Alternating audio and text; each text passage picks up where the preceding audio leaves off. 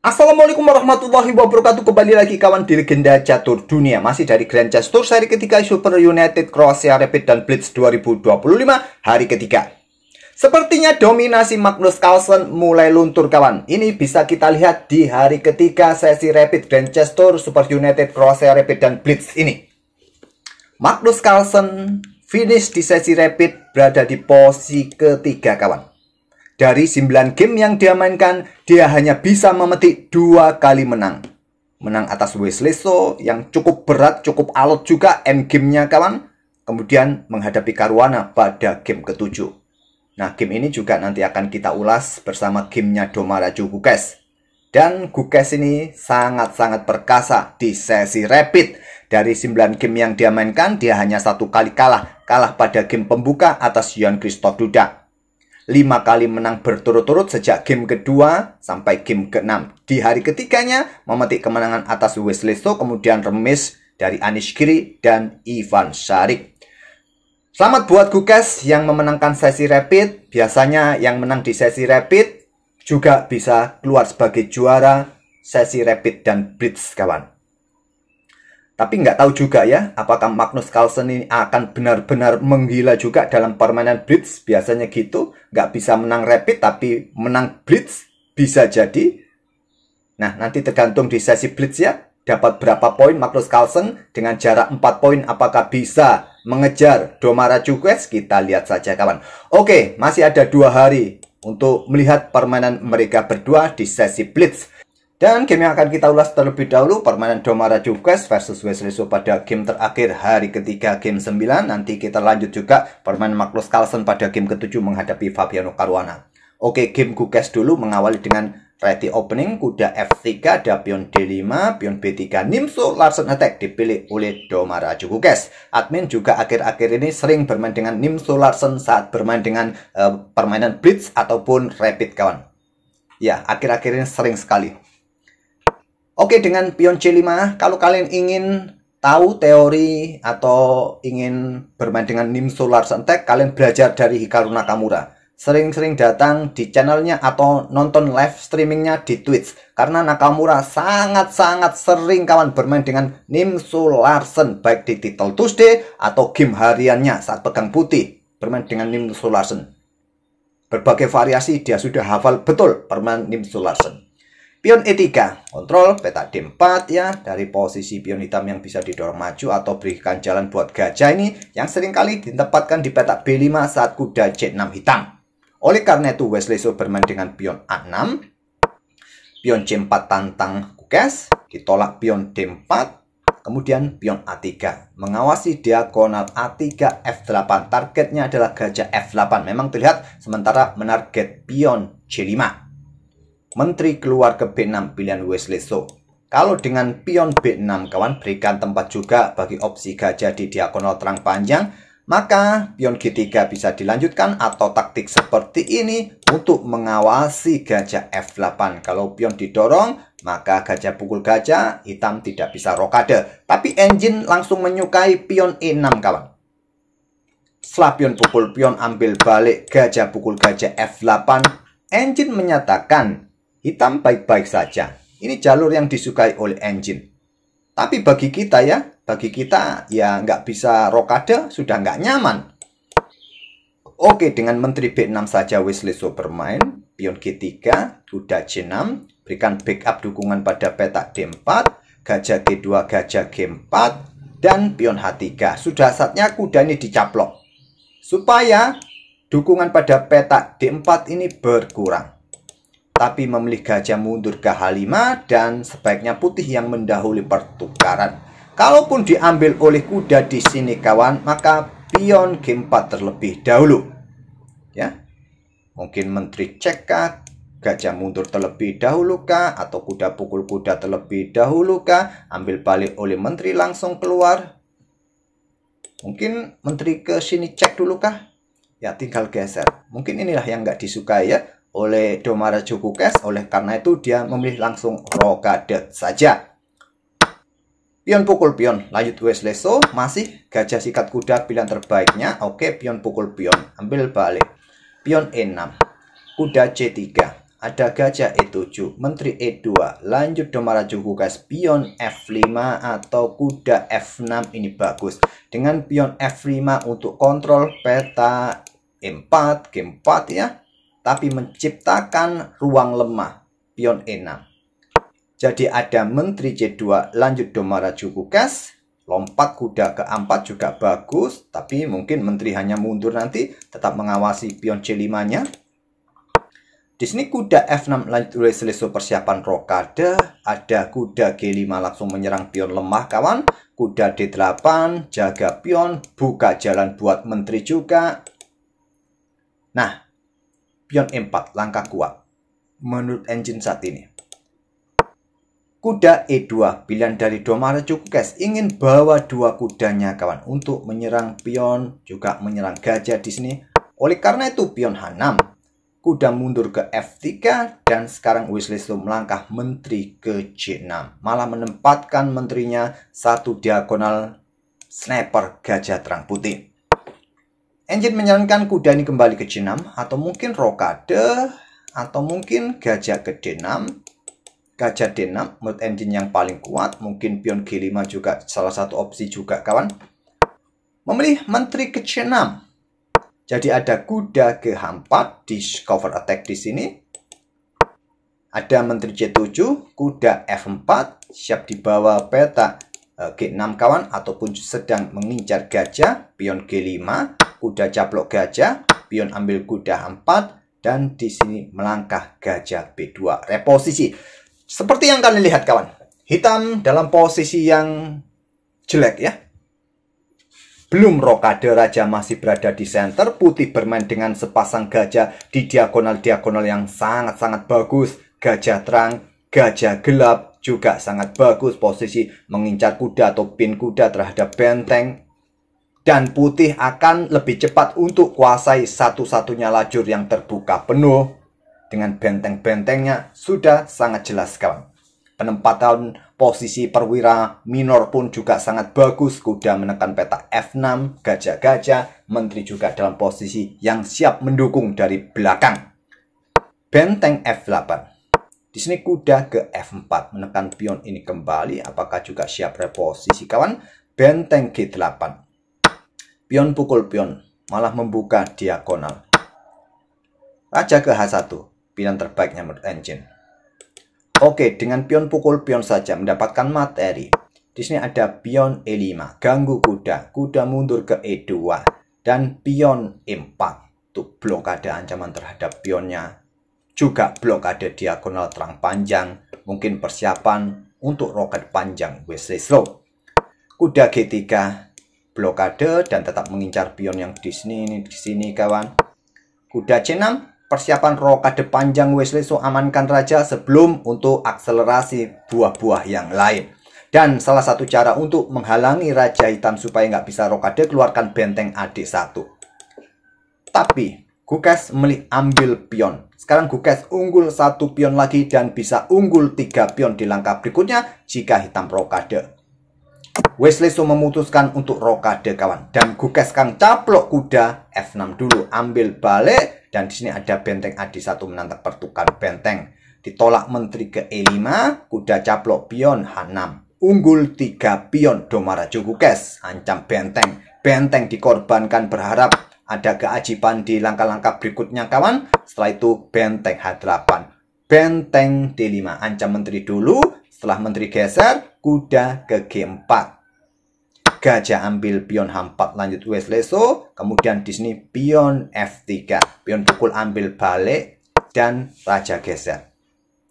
Domara Gukes unggul 2 pion dan bermain dengan sepasang benteng. Jadi dia langsung inisiatif untuk simplifikasi. Ditolak mundur, tantang lagi, ditolak. Nah setelah menteri ke F4 cek, sudah nggak ada cara lain untuk tidak menukarkan menteri.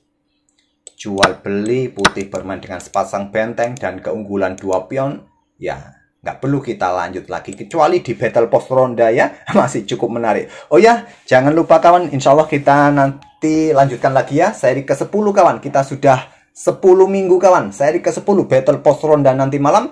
mungkin jadwalnya juga berbarengan dengan Grandchess Tour ini, ya nggak masalah ya, nggak masalah. Oke, nanti setengah 8 jangan lupa. Oke, kita lanjut game berikutnya dari Magnus Carlsen pada game ke-7 menghadapi Wesley So.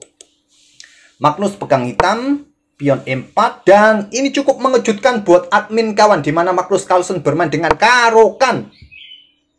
Yang selama ini kita selalu membahas permainan Magnus Carlsen, tidak pernah melihat Magnus bermain dengan karokan. Paling banyak ya Sicily defense, atau paling enggak French defense. Itulah yang dimainkan oleh Magnus. Mungkin dalam game hariannya dia masih bisa bermain dengan Skandinavia. Tapi kali ini cukup mengejutkan bagi kita, Magnus bermain dengan karokan. Apa sih ide-ide Magnus Carlsen bermain dengan pembukaan yang jarang dia mainkan? Kita lihat saja. Permainan variasi pion maju dari karokan. Gajah F5 lanjut Magnus. Nah, di sini langsung kuda D2. Pilihan dari Fabiano Caruana. Ini opsi kelima kalau nggak salah kawan. Ya, opsi kelima yang paling populer. Dengan opsi keempat yang paling populer. Yang paling populer ya kuda F3 atau variasi tal pion H4 atau kuda C3 saja. Oke, kuda D2 tujuannya apa? Untuk sokongan pertarungan petak C4 langsung atau manuver ya untuk kontrol petak C5 nanti. Pion E6 lanjut Magnus, langsung kuda manuver ke B3 untuk perkuat kontrol pada petak C5. Begitu juga dengan Magnus untuk perkuat kontrol petak C5-nya dengan kuda D7 kawan. Kuda F3. Di sini pion A6 terlebih dahulu. Kemudian ada gajah E2 lanjut Fabi. Sekarang Magnus bermain dengan pion C5. Biasanya langsung diterima paling banyak kawan. Opsi kedua perkuat dengan pion C3. Pion C3 dipilih oleh Fabiano Caruana. Magnus dengan pion H6 terlebih dahulu. Kemudian Fabi rokade. Dan Magnus sekarang dapatkan ruang dengan pion C4. Kuda D2. Magnus dorong pion sayap menterinya terus sebelum pengembangan perwira-perwira minor ini. Oke, dapatkan ruang sisi menteri terlebih dahulu. Setelah kuda E1, Magnus kembangkan kuda E7 terlebih dahulu. Setelah kuda C2, gajah H7, berikan tempat buat kuda nanti nongkrong petak F5, pion F4, dan pion H5 ditawarkan kawan. Tapi jangan terkecoh ya, kalian bisa kehilangan perwira nanti kayak gini ya. Posisi tempo ancam menteri, gajah dalam posisi terancam di posisi benteng lajur H. Jadi ditolak dengan pion G3. Sekarang gajah pukul gajah C2 lanjut Magnus, ambil balik. Kemudian pion G6 lanjut Magnus, perkuat posisi pionnya. Magnus juga bisa langsung tempatkan kuda kawan ya di peta F5 supaya gajah juga segera aktif. Ini juga bagus. Oke, dengan pion G6 saja Magnus bermain. Kuda F3 baru kuda F5 lanjut Magnus. Setelah gajah berkembang ke D2, Magnus kembangkan juga gajahnya ke E7. Untuk awasi ya, petak gelap ini persiapan juga pertempuran di ruang-ruang gelap ini kawan. Apakah Magnus sudah nggak rokade lagi kawan? Kita lihat saja. Raja G2. Kuda B6 lanjut Magnus.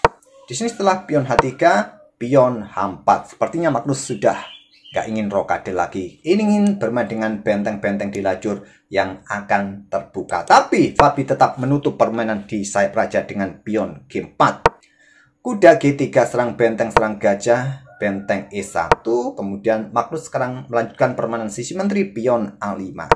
Gajah D1 menghindari target kuda kawan. Sebentar. Pion B4. Magnus berinisiatif membuka permainan sisi menteri sekarang dengan pion B4. Ditahan dengan menteri C1. Magnus melangkah menteri D7. Untuk dukungan mungkin buat kuda kawan, ataupun juga untuk perkuat ruang-ruang terang ini. Apakah persiapan pion-pion diadu kawan? Kita tunggu saja. Mungkin pion inikah terlebih dahulu? Atau langsung pion F5? Benteng E3 pilihan dari Fabi. Magnus dengan benteng B8. Magnus sedikit menahan benteng atau rajanya di pusat kawan. Gajah E1 menarget kuda, kuda lompat ke E4, dan ada gajah C2 tetap menarget kuda. Sekarang Magnus melangkah kuda A4 untuk menekan pion di sini, berikan dukungan pertarungan nanti petak C3 kawan. Benteng B1 langkah bagus dari Fabi, kemudian sini pion B pukul pion C3, ambil balik dan rokade. Sekarang Magnus baru di langkah ke-28, baru di langkah ke-28 Magnus rokade. Nah, Fabi merespon dengan menteri ke D1. Mengincar kuda. Di sini sudah saatnya ini bisa dicaplok. Caplok, cop di sini. Dah kalian mendapatkan pion yang di sini. Ya. Ya, mungkin yang nggak disukai adanya gajah A3. Kalau kalian caplok di sini, benteng meluncur ke sini. Jadi mungkin menteri ke C2 saja. Dan benteng langsung menusuk ke baris kedua. Mungkin cop di sini yang mungkin tidak disukai oleh Fabi. Jadi Fabi hanya geser menterinya ke D1. Kemudian kuda yang ke B2 menurut engine lebih kuat. Nanti mungkin lompat ke sini ya. Benteng B2, pilihan dari Magnus Carlsen untuk pin gajah. Menantang pertukaran di sini, jadi kudanya nanti menempati petak B2. Top. Opsi yang lain, benteng ke A1 juga menjaga pion, tapi pertukaran dipilih oleh Fabi, ancam menteri kuda sekarang. Menteri ke E2. Menteri ke petak B1 yang lebih kuat untuk mengawasi kuda ataupun gajah yang di sini. Setelah benteng B8, gajah caplok kuda di sini, ambil balik. Nah, mungkin kuda akan bergerak ke petak D3 ya nanti ke depan, atau pion A4 terlebih dahulu. Tapi Fabi memilih menterinya ke E2, dan Magnus sekarang keluarkan benteng B8 dan Raja G1. Tapi kuda caplok pion H4, apa salahnya juga ya mendapatkan pion di petak H4 dan pion G5 yang ditunjukkan engine langkah terkuat. Magnus memilih kuda ke D3. Caplok, ambil oleh menteri. Kemudian di sini benteng B2 cek, blokade dengan benteng. Magnus perkuat dengan menteri B7. Kuda F2, maksud saya kuda F3 untuk menghindari serangan gajah gelap. Magnus mulai dorong pion sayap A4, pion H4, pion A3, terus didorong Magnus. Setelah pion H5, di sini pion pukul, ambil balik dan pertukaran benteng dilanjut Magnus. Menterinya mulai menusuk ke baris kedua. Nantang pertukaran, tentu pion bisa cepat promosi kalau diterima. Dan Magnus juga sedang mengincar pion yang di sini. Jadi raja ke F1 saja, tetap kawal peta A2-nya kawan. Magnus sekarang menteri C1. Pin gajah, udah caplok pion yang di sini. Ada menteri G2 cek. Magnus Raja H7 untuk mengawasi peta H6 kawan supaya pion nggak didorong.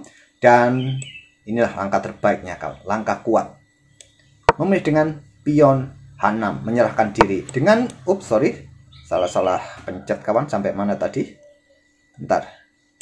Ya ini salah ya, langkah dari Fabi. Langkah terbaiknya dengan pion F5. Kalau diterima, engine menyarankan menteri ini keluar ke peta F4 saja. Jangan diterima tapi ke peta F4. Kalau diterima, maka pion ini yang akan didorong oleh putih kawan. Ya, kalau diterima, ada dukungan buat menteri. Tapi dengan pion H6 menyerahkan diri diterima oleh Magnus. Menteri cek, mundur, cek lagi, mundur lagi, dan menteri H2. Potensi skakmat di sini sambil mengawasi pion. Raja geser, kemudian Fabi melangkah menteri G2. Meninggalkan pionnya kawan, dicaplok oleh Magnus. Kemudian Raja E2. Salah lagi langkah dari Fabi. Ya, bisa melakukan skak dulu. Mungkin gajah F8, mundur lagi. Oke, lari ke situ. Menteri ke C1, siap ke sini nanti mungkin. Lari mundur ke F1 lagi, dan sekarang menteri D1. Lanjut Magnus. Nggak perlu terburu caplok pion ini kawan, karena menteri juga siap-siap meninggalkan posnya untuk mengejar Raja Hitam. Jadi menteri D1 untuk mengawasi kuda supaya menteri ini nggak lari kemana-mana.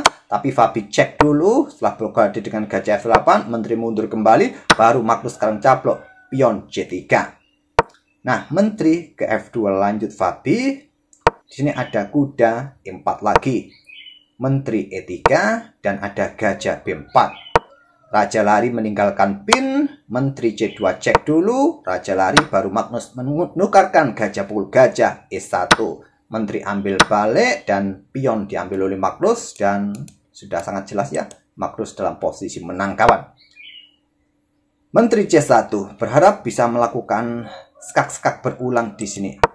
Setelah menteri F2, potensi skakmat satu langkah yang sulit dihentikan kawan. Di sini Fabi menyerah di langkah ke-57. Karena jika melakukan skak-skak pun, ya raja ini masih bisa lari. Nggak ada skakmat lagi kawan. Kalian nggak bisa membuat skak pada diagonal gelap, ada kuda yang mengawasi. Jadi kalau skaknya di sini, ya larinya ke sini ya. Nanti sudah. Coba lihat. Nggak bisa melakukan skak lagi kawan. Ada kuda yang mengawasi. Nah kalau agak sedikit panjang permainan, mungkin raja bergerak ke situ. Menteri G3 cek. Raja ke H5. Ambil kuda di sini. Ya masih agak panjang ya. Masih agak panjang. Oke, itulah kawan 2 game yang kita ulas, permainan Doma Raju Quest dan permainan Magnus Carlsen. Ya, seperti yang sudah sedikit saya jelaskan, sepertinya dominasi Magnus Carlsen sekarang ini mulai luntur kawan. Magnus mendominasi dunia percaturan selama 16 tahun. Coba bayangkan 16 tahun kawan. Oke, kita akan bertemu di video-video berikutnya. Jangan lupa Battle Post Ronda seri ke-10 nanti malam. Terima kasih. Wassalamualaikum warahmatullahi wabarakatuh.